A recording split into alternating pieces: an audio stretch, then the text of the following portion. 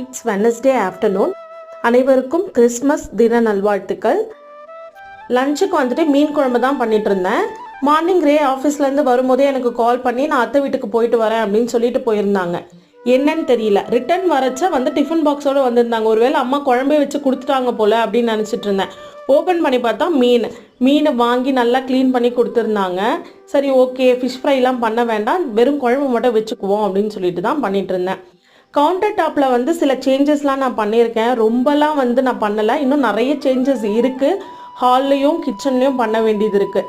சரி, ஓகே, எல்லாமே பண்ணதுக்கப்புறமா கவுண்டர் டாப் வந்து தனியாக ஒரு வீடியோவில் காமிக்கலாம் அப்படின்னு சொல்லிட்டு தான் நான் வந்து காமிக்கல. மீன் குழம்பு மட்டும் எப்பவுமே பார்த்து பார்த்து பண்ணுவேன். அது என்னமோ தெரியல, எனக்கு ரொம்ப தண்ணியான மாதிரி ஃபீல் ஆயிடுச்சு. புளிப்பாக இருந்ததுன்னு சொல்லி கொஞ்சமாக தண்ணி ஊற்றினா அது என்னடானா குழம்பே வந்து தண்ணியாயிடுச்சு. பாட்டி வந்து புளிப்பாக இருந்தால் சாப்பிட மாட்டாங்க, அதனால தான் சரி ஓகேன்னு சொல்லி நான் தண்ணி ஊற்றிட்டேன். அதிகமாக